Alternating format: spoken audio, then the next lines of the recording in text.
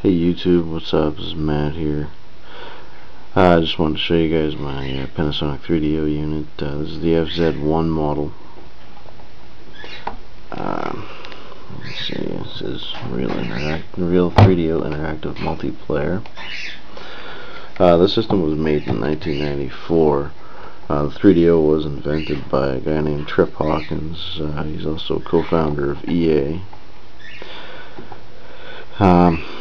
I'm just going to show you guys a little bit about the system here. It's got good venting. It's got a access port here. I believe this was for the video CD playback, so you can play video CDs and I think SV CDs as well. I like the amount of ports on the back of it.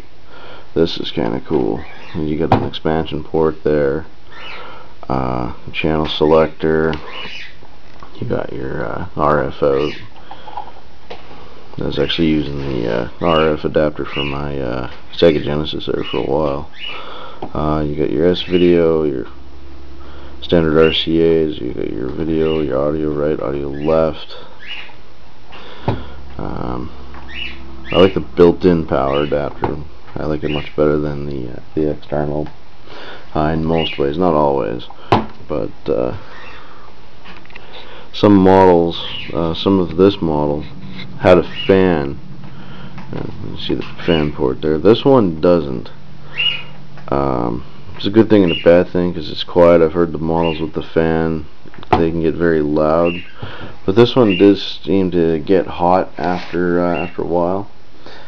I wanted to put a fan into it, but I never really got around to it, and I don't use it much anymore anyways, so if I do use it, I usually only play it for half hour at a time.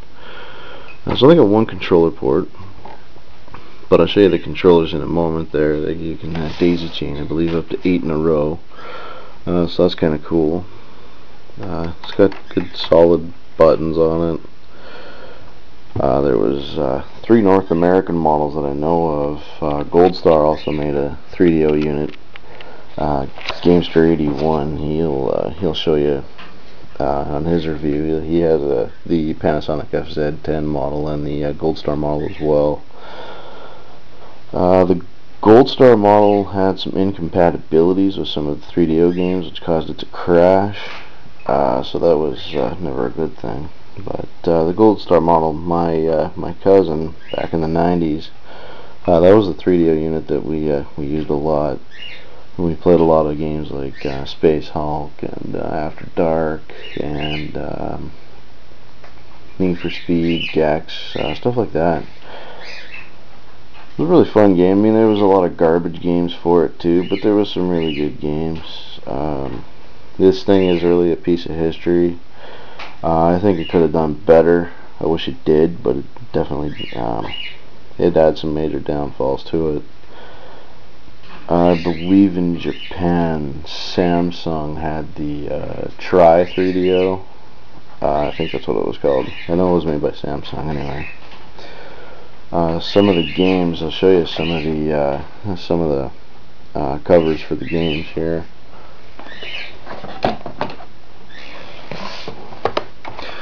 We got Road Rash here. This was a fun game. Awesome soundtrack. A lot of Soundgarden and Monster Magnet and other games. And quotes all the guys there.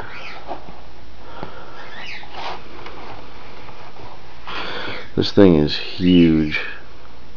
Shockwave. Now, if anybody's played that game, I've played it on the PlayStation and I really enjoyed it. I always wanted to know what the 3DO version was like.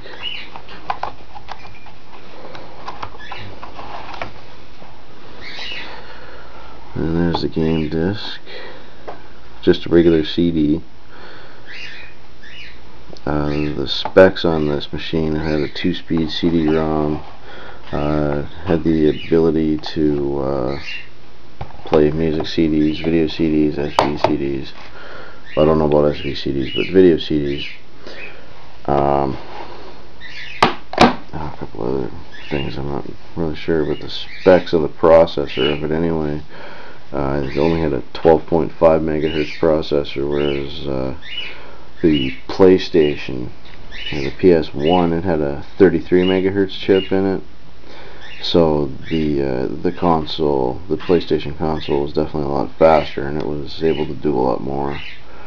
The graphics on this machine is still really good.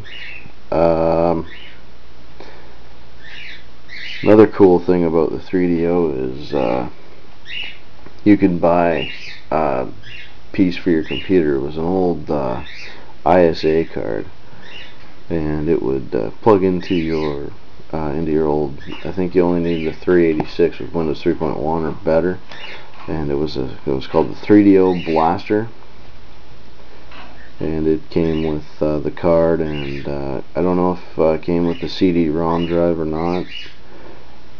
I used to have the compatible CD-ROM for the 3DO games.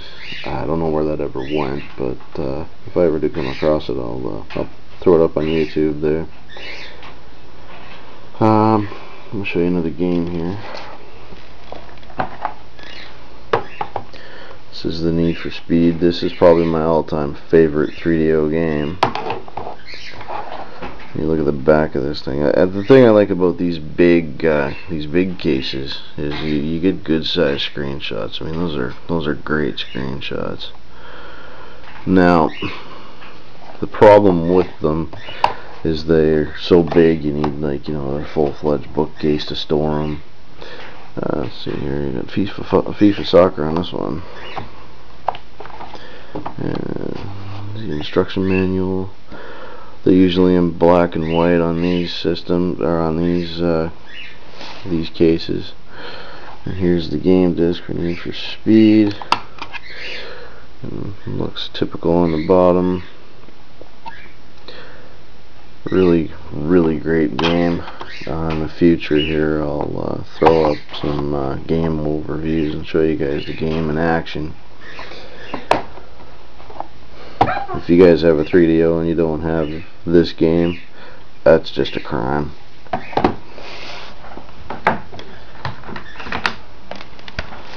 And then we've got Gex. The games also came in these standard jewel cases, which is great because you can just stick them in with you know, a standard CD holder and slide them in like that. This one doesn't have a backing, which kind of sucks, but that's okay. There's the game disc for Gex, and this one's promoting NBA Jam 95.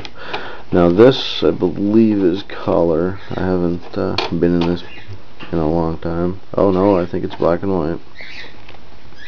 Yeah, it's black and white too, but that's okay. I mean, the 3DO system, it was a quality machine. Now, the thing I didn't like about the Gold Star model and the Panasonic FZ1 model is they didn't have a built-in memory manager. You had to get a hold of sampler disk, and I don't remember if all the sampler disks had the memory manager on them. If anybody knows, feel free to comment and correct anything I've quoted wrong.